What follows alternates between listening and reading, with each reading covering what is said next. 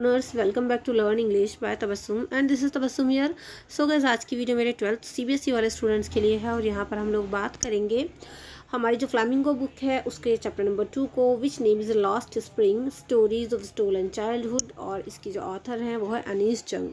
सो इस चैप्टर की यहाँ पर मैं यहाँ पर आपके साथ समरी डिस्कस करने वाली हूँ। बिल्कुल सिंपल इंग्लिश समरी हम यहाँ पर डिस्कस करेंगे। साथ ही साथ इंपॉर्टेंट पॉइंट्स जो हैं, जो नोट्स हैं इस चैप्टर के, वो भी मैं आपको यहाँ पर दिखाने वाली हूँ। मेक श्योर वीडियो को लास्ट तक देखें, इसकी बिल्कुल ना करें, ताकि आपका जो है पूरा चैप्टर और इस पूरे चैप्टर का कंसेप्ट आपको अच्छे से क्लियर हो जाए। साथ ही साथ गाइस, अगर आपने अपना इंग्लिश का सिलेबस नहीं देखा है तो सिलेबस रिगार्डिंग वीडियो मैंने ऑलरेडी अपलोड कर दी थी, सेशन 2021 to 22। तो वीडियो का लिंक आपको मैं नीचे डिस्क्रिप्शन बॉक्स में दे दूंगी, वहाँ से आप अपना सिलेबस भी चेकआउट कर सकते हैं कि अभी आपका क्या सिलेबस है, कौन कौन से चैप्टर्स आपके डिलीट हुए हैं, क्या आना है, कितनी वेटेज रहेगी। तो वो वीडियो का लिंक आपको डिस्क्रिप्शन बॉक्स में मिल जाएगा। एंड जैसे कि मैं आपको हर एक वीडियो में बोलती हूँ कि अगर आपको जो है अच्छे से किसी भी चैप्टर को समझना है, जानना है, so first of all you need to know the explanation of the chapter, the detail explanation. तो मैंने इस चैप्टर की डिटेल एक्सप्लेनेशन आपके साथ ऑलरेडी डिस्कस कर रखी है। और जैसे कि आपको पता है कि हमारा जो चैप्टर है लॉस्ट स्प्रिंग, इसके 2 पार्ट्स हैं, तो दोनों ही पार्ट मैंने लाइन बाय लाइन आपके साथ डिस्कस कर रखे हैं। तो उन दोनों वीडियोस के लिए आप डिस्क्रिप्शन बॉक्स चेकआउट कर सकते हैं। इस चैप्टर के most important MCQs with answer आपको इससे नेक्स्ट वीडियो में मिल जाएंगे। तो मेक श्योर चैनल को सब्सक्राइब करके रखें, बेल आइकन को प्रेस करके रखें, ताकि सभी आने वाली इंपॉर्टेंट और इन्फॉर्मेटिव वीडियोज़ आप तक पहुँचती रहें। इसके अलावा हमने जो है अपना चैप्टर नंबर 1 भी ऑलरेडी डिस्कस किया था, द लास्ट लेसन। तो वो वीडियो का लिंक भी आपको डिस्क्रिप्शन बॉक्स में दे दूंगी, और लास्ट लेसन के MCQs भी आपको डिस्क्रिप्शन बॉक्स में मिल जाएंगे। वीडियो को लाइक और शेयर करें। बाकी कोई डाउट है so do comment in the comment section. चलिए लेट्स बिगिन द चैप्टर। तो ये जो हमारा लॉस्ट स्प्रिंग है, जिसकी ऑथर है अनीस जंग, उसको हम लोग देख लेते हैं। फर्स्ट ऑफ ऑल थोड़ा सा हम लोग को पता होना चाहिए अपने ऑथर के बारे में। तो Anees Jung was born in 1964 in Rourkela and spent her childhood and adolescence in Hyderabad. जो अनीस जंग है वो बॉर्न हुई थी रूरकेला में, और उन्होंने अपना बचपन जो है और एडोलेसेंस यानी अपनी किशोरावस्था हैदराबाद में बिताई। ठीक है, तो ये फीमेल इंडियन राइटर थी। Basically she received her education in Hyderabad and in the United states of America. इन्होंने अपनी एजुकेशन जो है हैदराबाद में रिसीव की और यूनाइटेड स्टेट्स ऑफ अमेरिका में। हर पेरेंट्स वर बोथ राइटर्स। उनके जो पेरेंट्स थे, मम्मी भी पापा भी, वो दोनों के दोनों ही क्या थे, वो राइटर्स थे। Anees Jung began her career as a writer in India. और बात करें अनीस जंग की, मतलब जो इस चैप्टर की ऑथर है, अगर हम अनीस जंग की बात करें तो उन्होंने अपना career as a writer India में शुरू किया। मतलब जब उन्होंने करियर की शुरुआत की तो इंडिया में ही रहकर शुरुआत की एज अ राइटर के तौर पर। She has authored several books. और उन्होंने बहुत सारी बुक्स को भी ऑथर किया है, मतलब काफ़ी सारी बुक्स भी उन्होंने लिखी हैं। चलिए कैरेक्टर्स देख लेते हैं इस चैप्टर के अंदर। बाकी अगर आपको अच्छे से वो डिटेल में इस पूरे चैप्टर को समझना है तो आप देखिएगा, लाइन बाय लाइन मैंने इसको डिस्कस कर रखा है पार्ट 1 और पार्ट 2 के नाम से। वीडियो के लिंक आपको डिस्क्रिप्शन बॉक्स में मिल जाएंगे, क्योंकि जब आप डिटेल में पढ़ते हैं तो उससे आपके MCQs बहुत अच्छे से कवर होते हैं। एंड नेक्स्ट वीडियो में हम इसके MCQs भी डिस्कस करेंगे। So guys, characters in the story. इस स्टोरी के अंदर जो कैरेक्टर्स हैं अभी हम लोग उनको देखेंगे। पहला जो कैरेक्टर है वो हमारी अनीस जंग यानी ऑथर है, ऑथरेस बॉर्न इन रूरकेला। तो जो ऑथरेस हैं वो रूरकेला में बॉर्न हुई थी। ठीक है, और वो मेन कैरेक्टर हम कह सकते हैं, क्योंकि दोनों ही पार्ट्स में वही जो है जो दूसरे मेन कैरेक्टर है स्टोरी का, उनसे जाकर के मिलती हैं। फर्स्ट पार्ट में वो किससे मिलती है, साहिब से मिलती हैं, और सेकेंड पार्ट में वो मुकेश से मिलती हैं। ठीक है, तो अनीस जंग काफ़ी इंपॉर्टेंट कैरेक्टर है, उन्होंने जो है इस पूरे चैप्टर को लिखा भी, ऑथर भी है वो। सेकंड जो है वो है साहिब आलम, जो कि एक रैक पिकर है सीमापुरी में। रैक पिकर का मतलब कूड़ा बीनने वाला लड़का है। तो साहिब जो है उसका पूरा नाम है साहिब आलम। वो सीमापुरी में रहता है और सीमापुरी में रहकर ही वो कूड़ा बीनने का काम करता है, तो रैक पिकर है वो। थर्ड कैरेक्टर है इस स्टोरी के अंदर, वो है मुकेश। मुकेश हम लोग सेकंड पार्ट में पढ़ते हैं मुकेश के बारे में, जो कि एक सन है बैंगल मेकर का, मतलब चूड़ी बनाने वाले का बेटा है ये। ठीक है, चलिए नेक्स्ट है एल्डर ब्रदर ऑफ मुकेश। तो मुकेश का बड़ा भाई, उसके बारे में भी थोड़ा सा है इस चैप्टर के अंदर, ज़्यादा कुछ नहीं बट थोड़ा बहुत है। नेक्स्ट है a young woman wife of Mukesh Elder brother. एक यंग वुमन भी है इस चैप्टर में, और वो यंग वुमन कौन है, वो मुकेश के बड़े भाई की वाइफ है। ठीक है, दैट मीन्स मुकेश की सिस्टर इन लॉ, उसकी भाभी। नेक्स्ट है फादर ऑफ मुकेश। तो फादर ऑफ मुकेश जो है वो क्या है, वो बैंगल मेकर है। मुकेश के पापा कौन है, बैंगल मेकर है। उनके बारे में भी है इस चैप्टर के अंदर। नेक्स्ट है गाइस आपका ग्रैंड मदर ऑफ मुकेश। तो जो मुकेश की ग्रैंड मदर है, दादी है, वो एक ओल्ड वुमन है, ठीक है। सविता है नेक्स्ट कैरेक्टर इस चैप्टर के अंदर। तो सविता अ यंग गर्ल है प्रिपेयरिंग बैंगल्स, जो कि इस चैप्टर के अंदर चूड़ियाँ बनाती हुई दिखाई गई है, ठीक है। तो एक यंग गर्ल है जो चूड़ियाँ बनाती है इस चैप्टर के अंदर। नेक्स्ट है a group of young man. एक यंग मैन का ग्रुप है और वो सारे के सारे जो ग्रुप के अंदर यंग मैन है वो कौन है, वो सभी बैंगल वर्कर्स हैं, ठीक है। तो आई होप ये आपको अच्छे से समझ में आ रहे होंगे जो कैरेक्टर्स हैं इस स्टोरी के अंदर। चलिए एक दो कैरेक्टर और है, बाकी चैनल को सब्सक्राइब जरूर कर लिएगा ताकि आपको जो आने वाली सभी इंपॉर्टेंट वीडियोस आराम से मिलती रहे। नेक्स्ट है हमारा नेक्स्ट कैरेक्टर जो है वो है सम अदर पीपल। तो ये जो दूसरे लोग हैं कुछ इस चैप्टर के अंदर वो कौन है, मतलब इनके बारे में बात है। पुलिसमैन हैं, साहूकार्स हैं, ब्यूरोक्राफ्ट्स हैं और पॉलिटिशियंस हैं। तो इन लोगों के बारे में भी चैप्टर के अंदर थोड़ा बहुत बताया गया है। फिर प्लेस है एक सीमापुरी। सीमापुरी क्या है, एक कॉलोनी है दिल्ली के अंदर, ठीक है। तो सीमापुरी ये एक कैरेक्टर नहीं कह सकते, इसको एक प्लेस कह सकते हैं। और ये जो है एक फिरोज़ाबाद। फिरोज़ाबाद आपको पता है यूपी के अंदर ये एक सिटी है जो कि फेमस है बैंगल मेकिंग के लिए, ठीक है। चूड़ियाँ बनाने का काम यहाँ बहुत होता है।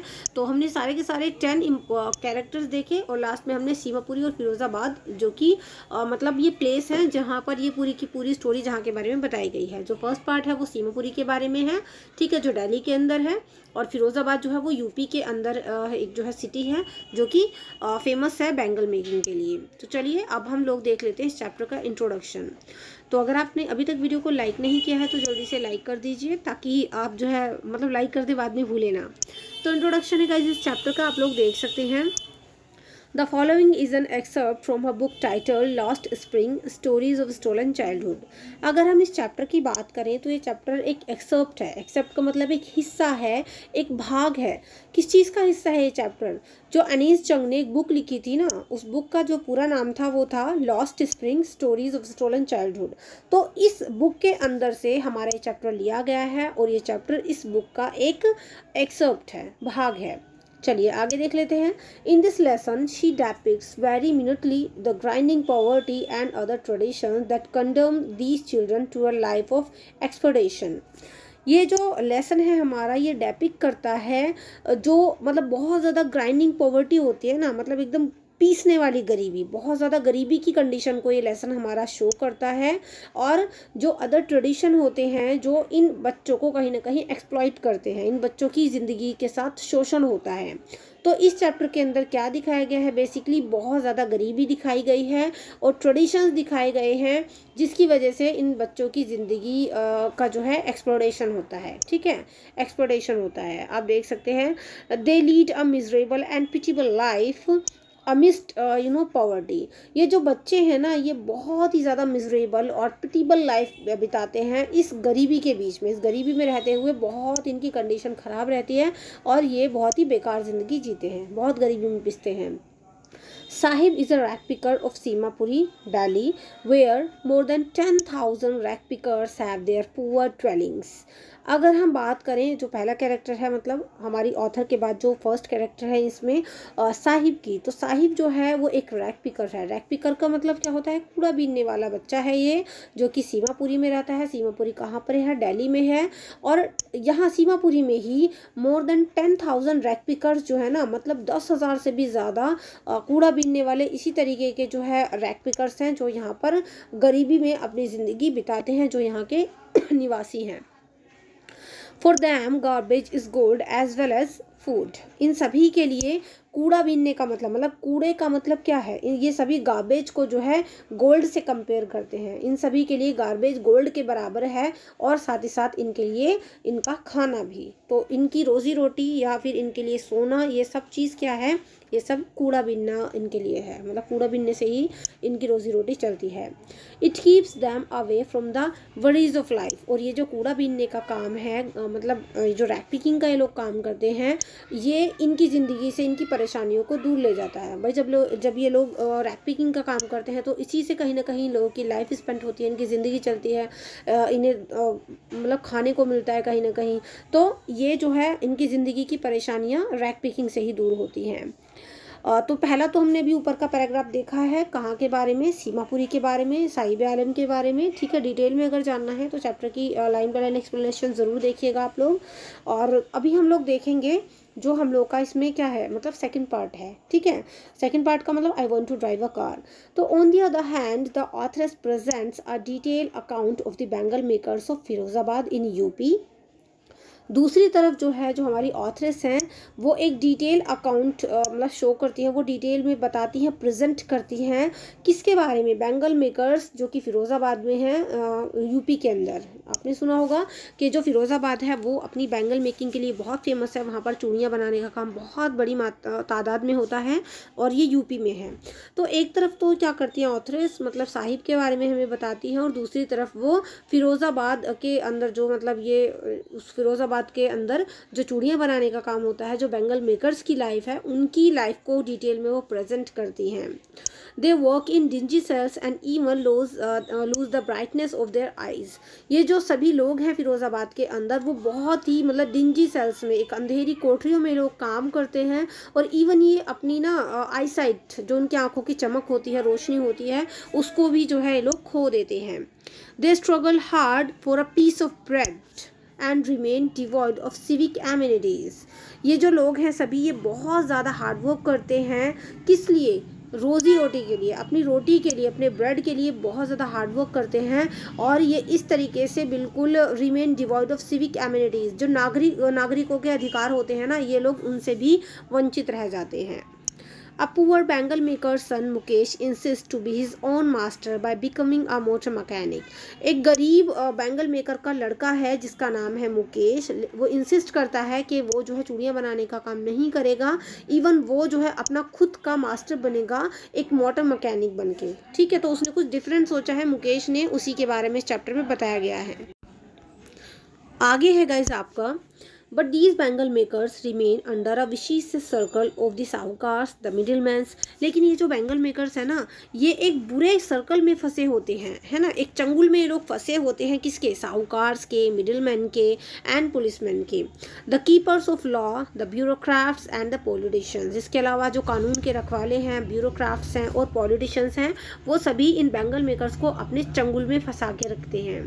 दस दे lead a life of poverty, dirt and exploration. तो इस तरीके से ये लोग एक गरीबी भरी ज़िंदगी को जीते हैं, है ना, बहुत ही गंदगी और गरीबी और एक्सप्लोरेशन, शोषण भरी ज़िंदगी को लोग जीते हैं।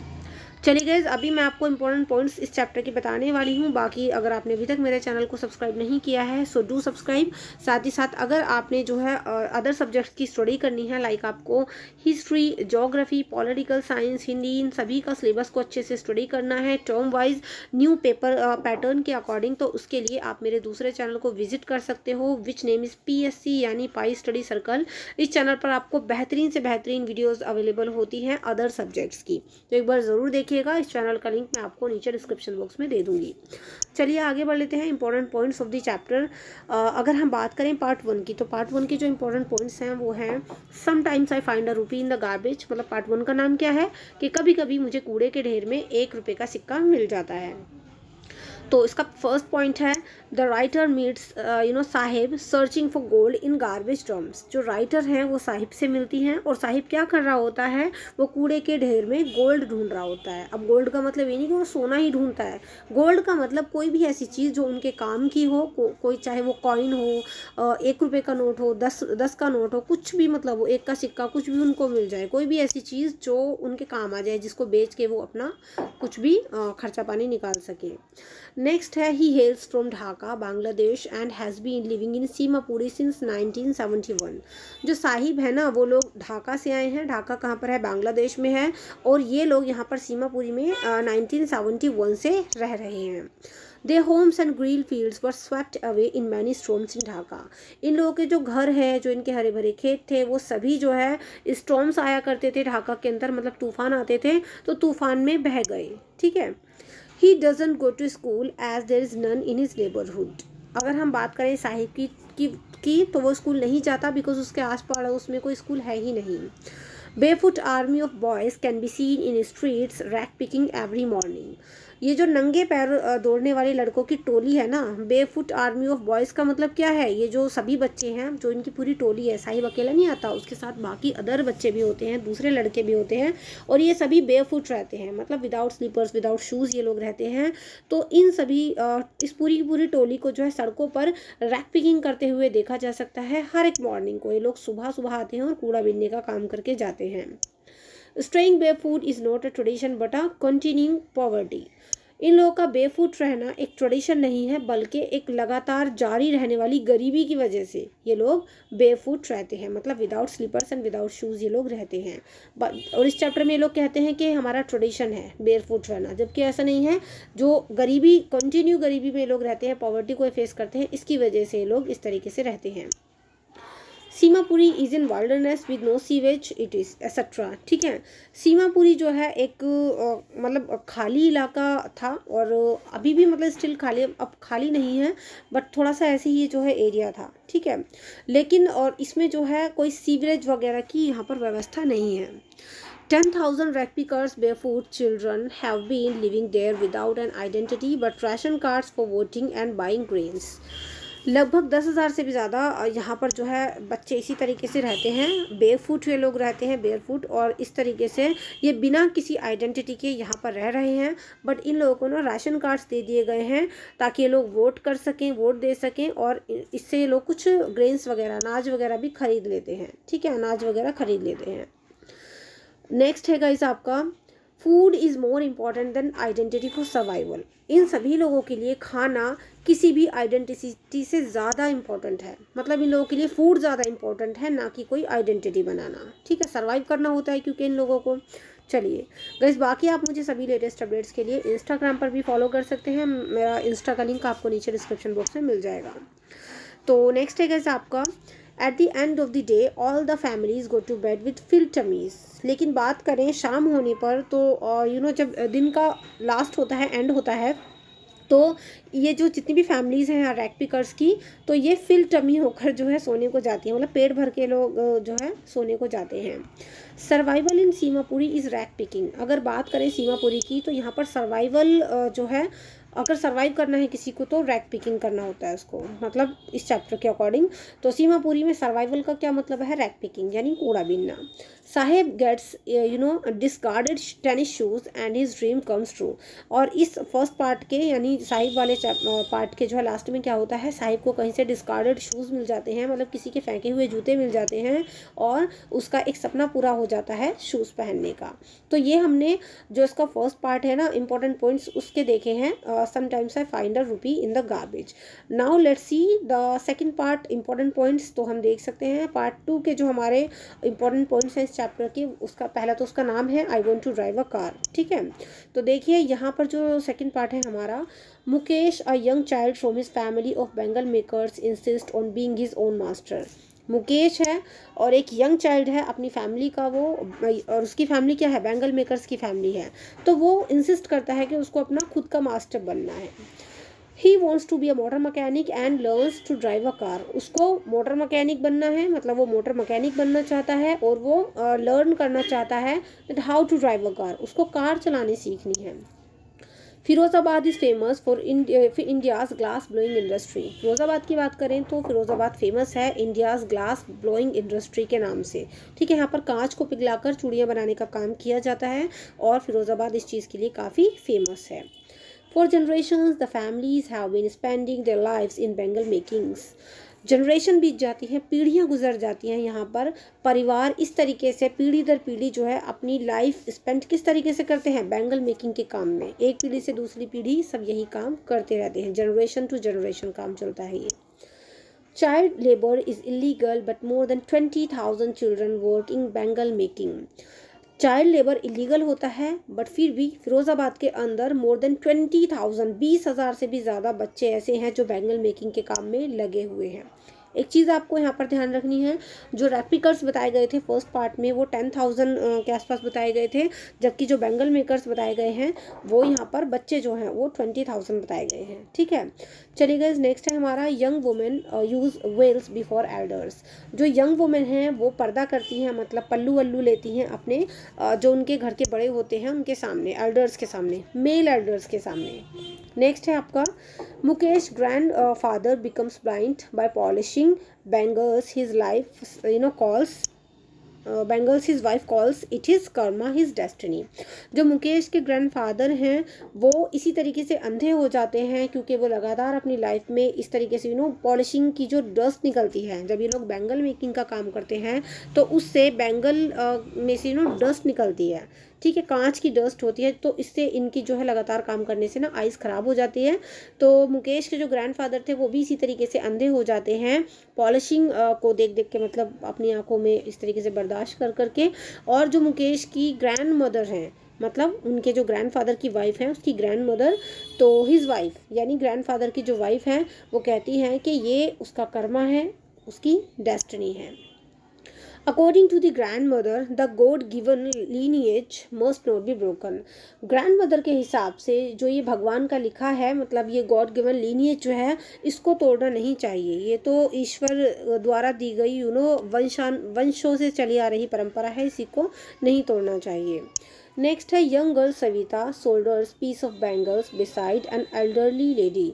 जो यंग गर्ल है इस चैप्टर में जिसका नाम है सविता, वो शोल्डर कर रही होती है। शोल्डर का मतलब ज्वाइन करना, तो वो इस तरीके से बैंगल्स के टुकड़े होते हैं, इन पीसेस को वो ज्वाइन करके बैंगल मेकिंग का काम कर रही होती है, और ये काम वो एक एल्डरली लेडी के पास बैठकर कर रही होती है। The red bangles rode on wrist symbolize her सुहाग। और जो इस यंग वुमेन ने रेड बैंगल्स पहनी हुई हैं अपनी कलाइयों पर, ये जो चूड़ियाँ पहनी हुई हैं वो किस चीज़ का सिम्बलाइज करती हैं? सुहाग को, है ना, इंडियन वुमेन के सुहाग को। तो इस तरीके से हमने पार्ट 2 के भी यहाँ पर इंपॉर्टेंट पॉइंट्स देख लिए। आई होप आपको अच्छे से समझ में आ गए होंगे। बाकी ये तो इंपॉर्टेंट पॉइंट्स हैं, इस चैप्टर की समरी है। अगर डिटेल में आपको इस चैप्टर को अच्छे से समझना है so you need to know the explanation of the chapter, the detail explanation. So for this you can check out my description box, ताकि आपको वहाँ से सभी वीडियोज़ का लिंक मिल जाए, आपका सिलेबस रिगार्डिंग वीडियो का लिंक मिल जाएगा, और इसके अलावा जिसका प्रीवियस चैप्टर है वो वीडियो के लिंक भी आपको डिस्क्रिप्शन बॉक्स में मिल जाएंगे। हर एक चैप्टर को आप पहले लाइन बाय लाइन डिटेल में समझें, उसके बाद उसके इस तरीके से इंपॉर्टेंट पॉइंट्स नोट्स, और साथ ही साथ फिर उसके most important MCQs question. So next video में हम लोग इसके इंपॉर्टेंट एमसीक्यूज क्वेश्चन डिस्कस करेंगे। बाकी इसका पीडीएफ का लिंक आपको डिस्क्रिप्शन बॉक्स में मिल जाएगा मेरे टेलीग्राम चैनल पर। ठीक है, बाकी आप सभी लेटेस्ट अपडेट्स के लिए बेल आइकन को प्रेस करके रखें ताकि आपके पास सभी अपडेट्स पहुंचती रहें। इसके अलावा you can follow me on Instagram also. Please video को लाइक करें, कमेंट करें, शेयर करें और चैनल को सब्सक्राइब करें, और साथ ही साथ चैप्टर की वीडियो का लिंक डिस्क्रिप्शन बॉक्स में अवेलेबल है।